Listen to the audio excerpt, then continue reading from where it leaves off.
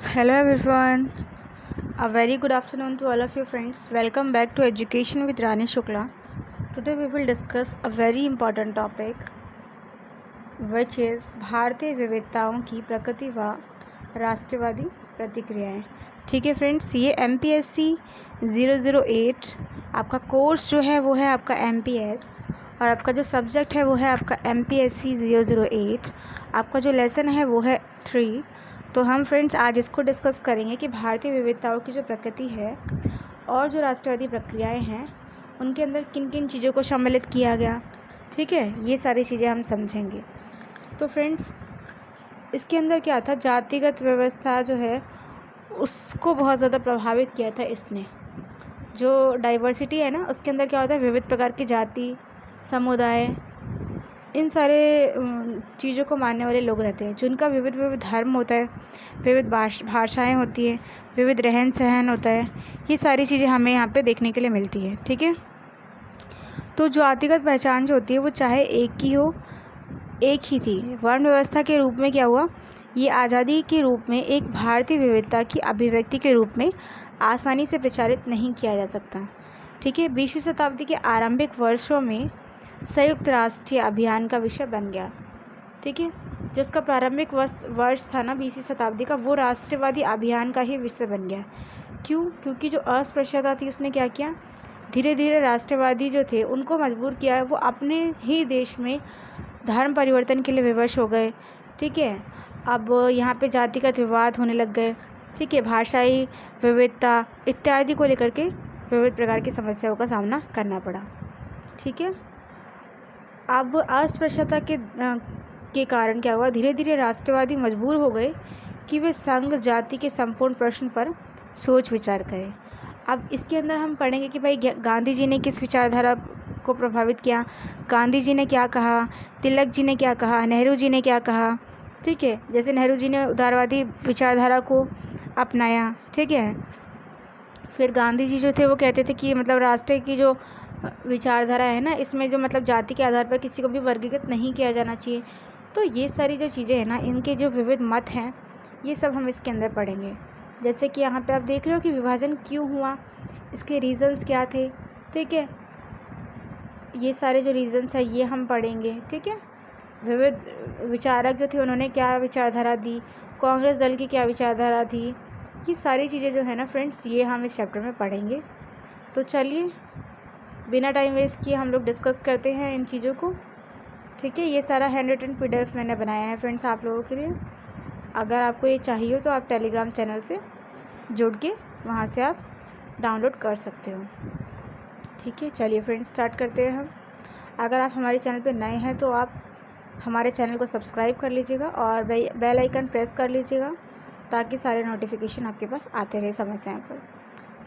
तो अभी तक हमने ये जाना कि 20वीं शताब्दी जो थी उसके आरंभिक वर्षों तक संयुक्त राष्ट्रवादी अभियान जो था वो एक विषय नहीं बन सका। भीखू पारेख जो हैं वो कहते हैं कि राष्ट्रवादी जन औपनिवेशिक सरकार जो है उसके अंदर क्या हुआ, सामाजिक और राजनीतिक समानता की मांग करने लगे। ठीक है, राष्ट्रवादी थे ना, उन्होंने क्या किया, औपनिवेशिक सरकार से सामाजिक और राजनीतिक समानता की मांग करना स्टार्ट कर दिया। ठीक है, अब इस प्रकार क्या हुआ, समानता से क्या हुआ, हिंदू समाज के भीतर कुछ लोगों को वंचित रहना पड़ा। ठीक है, अपनी आर्थिक वर्चस्व, अपनी स्थिति को मजबूत बनाने के लिए लोगों ने क्या किया, अपने राजनीतिक स्तर को सुदृढ़ बनाने के लिए संपूर्ण रूप से स्वयं को अलग करने और अपने संप्रदाय को ऊंचा उठाने के लिए भाषाई मांग की। अब इसके रीज़न्स क्या थे विभाजन के, तो आंतरिक विभाजन या विच्छेद के कारण क्या हुआ, इसके कारण उपनिवेशवाद के विरुद्ध शक्तिशाली संघर्ष जो था वो छिड़ गया। ठीक है, अब लाला लाजपत राय जो थे उन्होंने क्या कहा, उन्होंने इसका रीज़न दिया अस्पृश्यता के कारण क्या होता है, अस्पृश्यता यानी कि जो छुआछूत के आधार पर लोगों से भेदभाव करना है। ठीक है, लोगों को झूठा खाना खाने के लिए विवश करना है, लोगों के साथ धर्म जाति इत्यादि के आधार पर भेदभाव करना, ये सारी चीज़ें। इसके कारण अस्पृश्यता के कारण क्या हुआ, अस्पृश्यता के कारण लोग अपने धर्म को परिवर्तन करने के लिए मजदूर हो गए। ठीक है, मुसलमान और ईसाई जो थे उनकी संख्या जो थी वो बढ़ने लगी। अपने ही देश में लोग जो हैं वो अपनी जाति को बदलने के लिए, अपने धर्म को बदलने के लिए विवश हो गए। इसीलिए ऐसी अस्पृश्यता जो है वो ना ही केवल शर्मनाक विषय बन गया, बल्कि हिंदू धर्मांत पर धब्बा है, यानी कि धर्म के नाम पर धब्बा है। अगर हमें अपने ही देश में रहकर अपनी ही जाति को परिवर्तन करना पड़े तो इससे बुरी बात और क्या होगी, ठीक है। और after knowing all this things Congress was not taken any actions on that time, यानी कि सब कुछ जानने के बाद उस वक्त जिसका सबसे ज़्यादा प्रभुत्व था वो था कांग्रेस पार्टी, ठीक है। उस वक्त इंदिरा गांधी की जो सरकार है, कांग्रेस की जो सरकार थी वो थी। नेहरू जी जो थे उनकी महत्वपूर्ण भूमिका थी, उन्होंने देश को समग्र करने के लिए महत्वपूर्ण भूमिका निभाई थी। तो जो दल का सबसे अधिक प्रभुत्व था कांग्रेस का, कांग्रेस ने सब कुछ जानते हुए भी क्या किया, कोई एक्शन नहीं लिया। चलिए बढ़ते आगे। अब यहाँ पे क्या है, हिंदू राष्ट्रवादियों ने क्या किया, अस्पृश्यता की आलोचना की। नेहरू ने उदारवादी विरोध प्रकट करते हुए कहा कि जाति पहचान जो है वो योग्य और उत्कृष्टता के अनुशीलन को हतोत्साहित करती है, ठीक है। अस्पृश्यता की जो आलोचना की, किसने की, यानी कि जो छुआछूत है वो हमें नहीं करना चाहिए, धर्म या जातिगत आधार पर किसी के साथ भेदभाव नहीं किया जाना चाहिए, इसकी आलोचना नेहरू जी ने की, ठीक है। अब अम्बेडकर के एस्पेक्ट पढ़ेंगे हम। अम्बेडकर ने क्या कहा, और नेहरू जी जो थे उन्होंने लिबरलिज्म को तो अपनाया, साथ में उन्होंने ये कहा कि जाति पहचान जो है वो योग्य और उत्कृष्ट, यानी कि जाति जो है वो ये डिसाइड नहीं करेगी कि कौन योग्य है और कौन नहीं है, कौन हीन है और कौन योग्य है, ये सिर्फ हमें जाति के आधार पर ही वर्गीकृत नहीं करना है, ठीक है। आगे बढ़ते हैं हम। अब अम्बेडकर का एस्पेक्ट क्या था, अम्बेडकर का व्यू क्या था, अम्बेडकर जी क्या कहते थे। आप सभी को पता है कि जो दलित डॉक्टर BR अम्बेडकर जो थे उन्होंने दलितों के लिए कार्य किया, दलितों के हित के लिए सर्वप्रथम उन्होंने ही बात की थी। दलित पैंथर्स की भी स्थापना है और इंडियन रिपब्लिकन पार्टी की स्थापना है। ये सारी चीज़ें जो थी वो दलितों को एकजुट करने के लिए की गई थी। अनुसूचित जाति और जनजाति अधिनियम जो था वो भी चलाया गया था दलितों के साथ जो भेदभाव हो रहा है उसको समाप्त करने के लिए, ठीक है। तो लोगों को जन्म के आधार पर श्रेष्ठ यानी कृष्ट के आधार पर बांटने की विषय युक्तिपरक है। वो ये कहते हैं कि अगर ये कोई विषय है तो ये जो विषय है ये बिल्कुल ही गलत है, हमें किसी को भी धर्म या जाति के आधार पर विभाजित नहीं करना चाहिए, ठीक है। We can not improve its easily, और ये जो चीज़ है ना, ये जो बना दी है हमारे समाज ने, इसको आसानी से सुधारना बहुत मुश्किल है और ये वाध्य नहीं है, ठीक है। ये वाध्य नहीं है कि हम धर्म जाति इत्यादि के आधार पर किसी को श्रेष्ठ या हीन कहें। गांधी का भी पढ़ेंगे हम। गांधी ने क्या कहा, गांधी जी कहते हैं कि जाति जो है वो पदानुक्रम है, जाति छुआछूत के मध्य भेद करने का प्रयत्न है, यानी कि, और वो यह निष्कर्ष निकालते हैं, उन्होंने जाति को विभाजित किया कि जाति या पदानुक्रम के आधार पर और जाति या छुआछूत के आधार पर भेद करने का प्रयत्न किया, और उन्होंने ये निष्कर्ष निकाला कि हमें क्या करना है, जातिवाद को समाप्त करना चाहिए, ठीक है। आगे बढ़ते हैं। अब दक्षिण में क्या हुआ, दक्षिण में EV रामास्वामी ने गैर ब्राह्मणवादी आंदोलन को उग्रवादी और वामपंथी दिशाओं की ओर उन्मुख किया। इस आंदोलन के चलते लोग क्या थे, मंदिर प्रवेश सदियों तक उत्पन्न कराने के लिए पुजारी जो थे उसको अस्वीकार करते जा रहे थे, ठीक है। गैर ब्राह्मण वाली आंदोलन जो था वो उग्र हो गया, है ना। इसके अंदर कौन कौन से लोग थे, इसके अंदर उग्रवादी जो थे और जो वामपंथी थे, ये दिशाओं की ओर उन्मुख किया गया इन लोगों को, ठीक है। अब इस आंदोलन के चलते लोग जो थे वो मंदिर प्रवेश या सदिया संपन्न कराने वाले पुजारी आदि को अस्वीकार करते चले गए।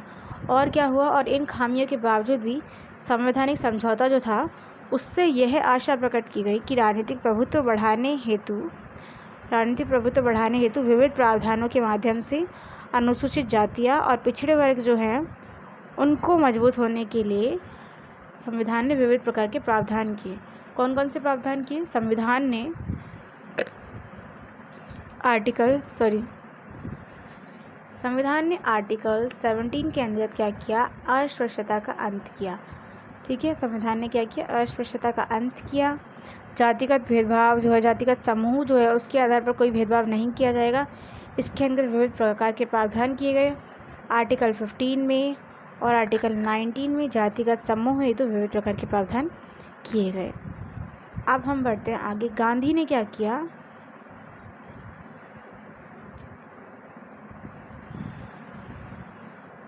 गांधी ने क्या किया फ्रेंड्स, गांधी ने जो विचारधारा अपनाई थी उसके अंदर गांधी ने ये अनुभव किया कि आधुनिक युग में राजनीति जो है वो हर जगह है, इसीलिए धर्म का राजनीतिकरण हो जाता है।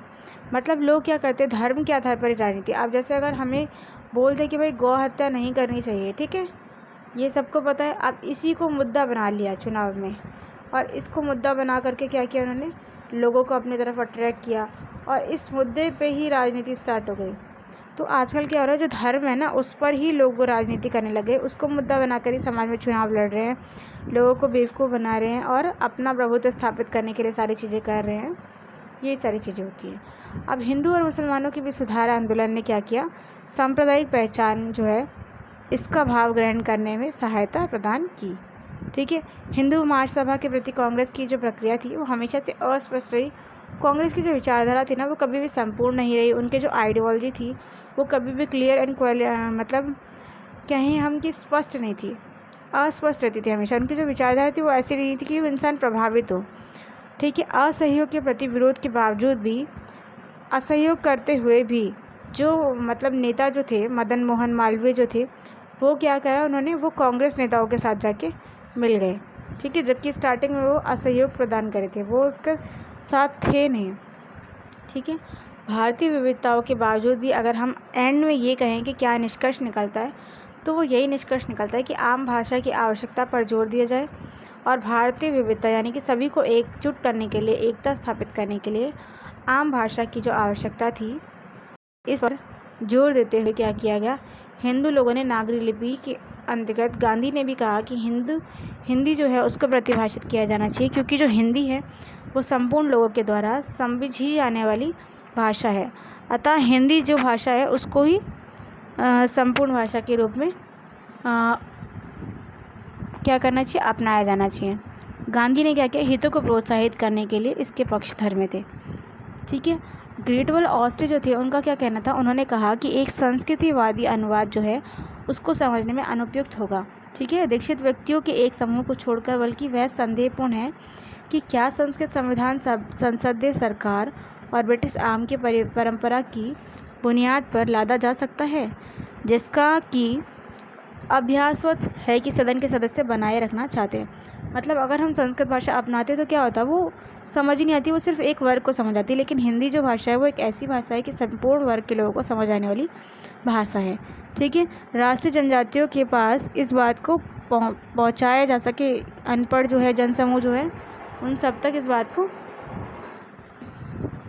समुदाय इत्यादि वर्गों को ध्यान में रख करके इस भाषा को अपनाया गया। ये जो कार्यवालियाँ जो थी ना इससे भी भिन्न थी। और कांग्रेस ने क्या किया, 1921 के आसपास ही क्षेत्र वेतन के खिलाफ सफलतापूर्वक एक हड़ताल का कार्यरूप कांग्रेस कार्यकर्ता को जंगलों में कर्मचारियों की स्थिति पर रखने की अनुमति प्राप्त कर दी।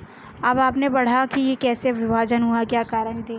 मतलब जो लोग थे वो अपने देश में ही धर्म परिवर्तन के लिए विवश हो गए। अस्पृश्यता के बारे में हमने बात की, हिंदू राष्ट्रवादियों के बारे में बात की, संविधान में जो अल्पसंख्यक वर्ग है उनके हितों को संरक्षित करने के लिए कौन कौन से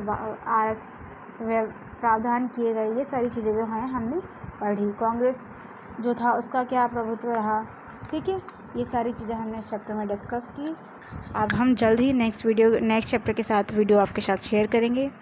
अगर आपको ये वीडियो पसंद आया हो तो आप इसे अपने फ्रेंड्स के साथ शेयर कीजिएगा और हमारे चैनल को लाइक, शेयर और सब्सक्राइब ज़रूर कीजिएगा अगर आपको हमारा समझाया हुआ समझ आए। मेरी वीडियो को लास्ट तक देखने के लिए आप सभी का बहुत बहुत शुक्रिया। Thanks for watching my video friends. Take care, have a nice day and best of luck for your exam.